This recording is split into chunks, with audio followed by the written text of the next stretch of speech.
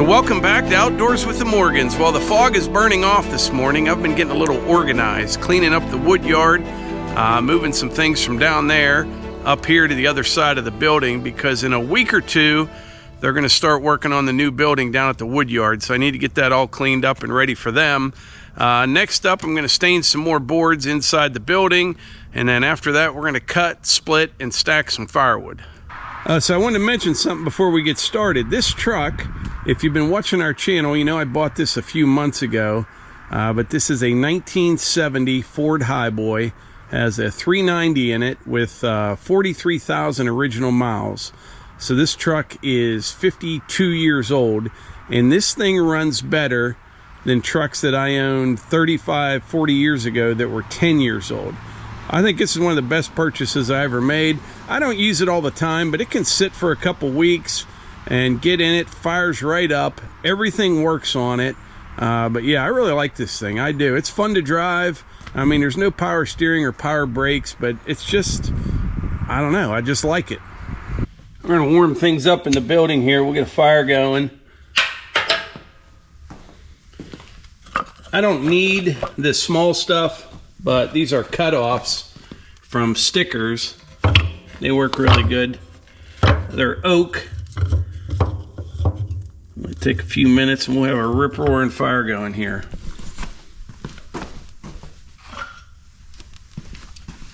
Yeah, these are red oak.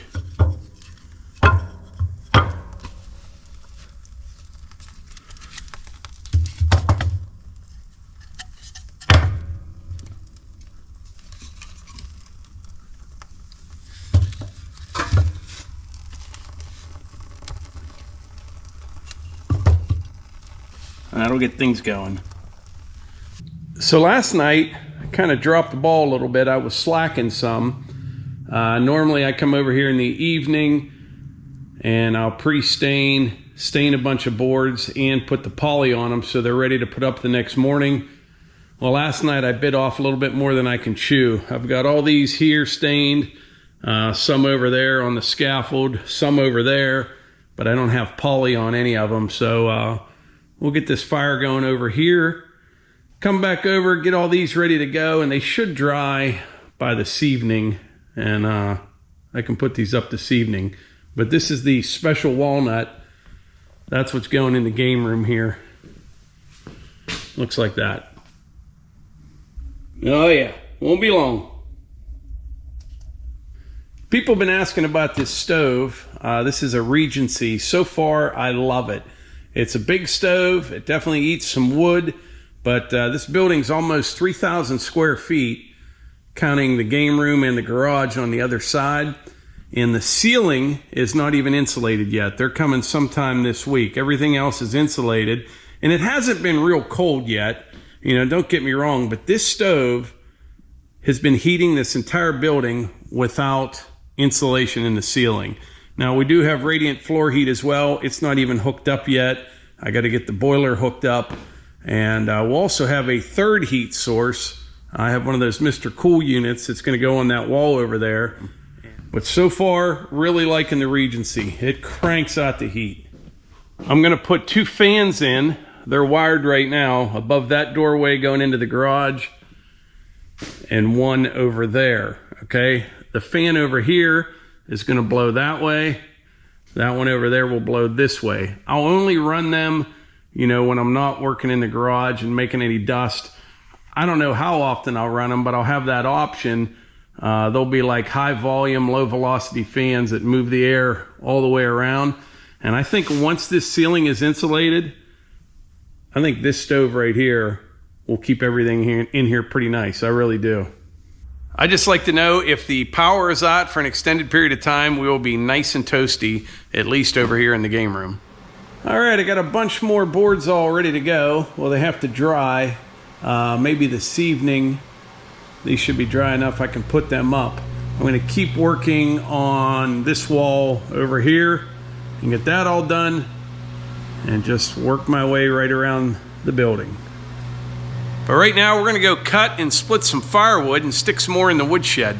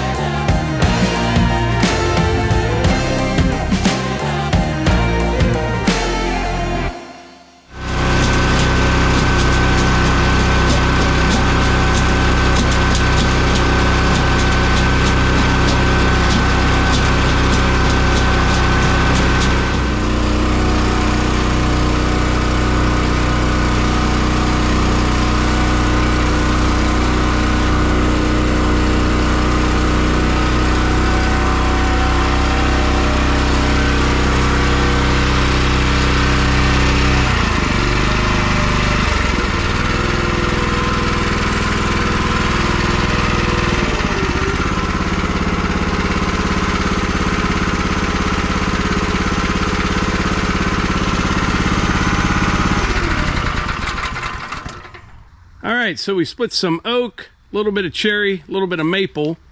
That was the second time. Yeah, the second time I've run the split force self-propelled log splitter.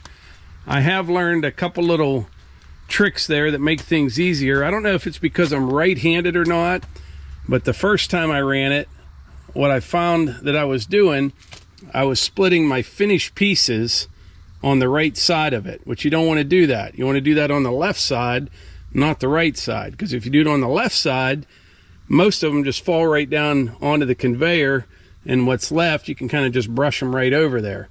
So like I said, I don't know if it's because I'm right-handed or what, but that first time I kept doing that. It's much easier to split your finished pieces on this side. Now, if anyone cares, I'll give you my take on the split force so far after just running it a couple times. As far as just bulk firewood production, if you really just want to crank out some firewood, the Wolfe Ridge will be faster than this machine right here. However, this has a pretty slick little advantage here. Well, actually a couple advantages really. Number one, obviously, it's very convenient to be able to move this around, raise and lower the conveyor.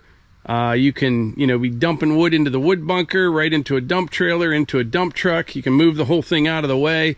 Doesn't take long at all. So that is very, very convenient.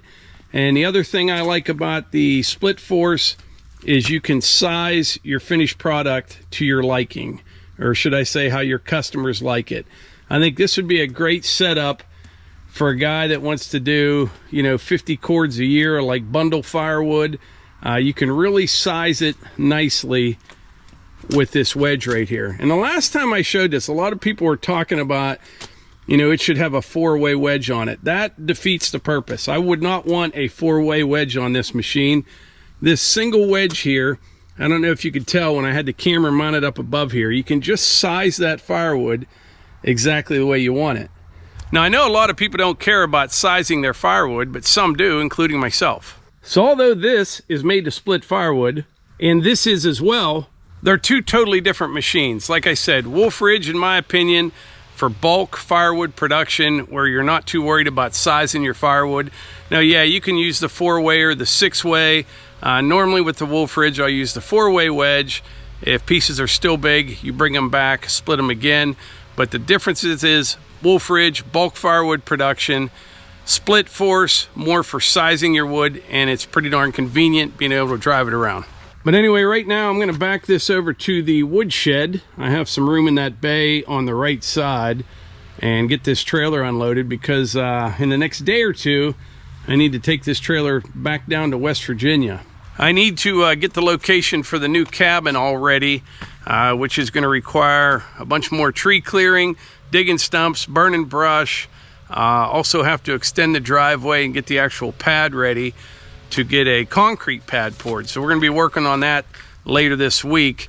I don't know how things will go. It all depends on the weather. I know I can get it cleared and get the driveway in, but then we've got to get concrete poured. We'll just have to see how it goes, but we're definitely moving forward on that.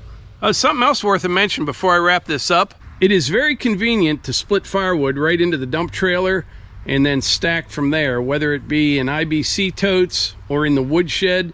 At least for me, it's much easier when that wood is like waist high, so what I'll do, I'll back up to the wood shed, raise the dump bed up, and all that wood will come right back to the back. I leave the tailgate up, and you can work right from it and not have to bend over as much. Much easier. But anyway, I think that's it for today's video. I appreciate you all being here, and I will catch you on the next one.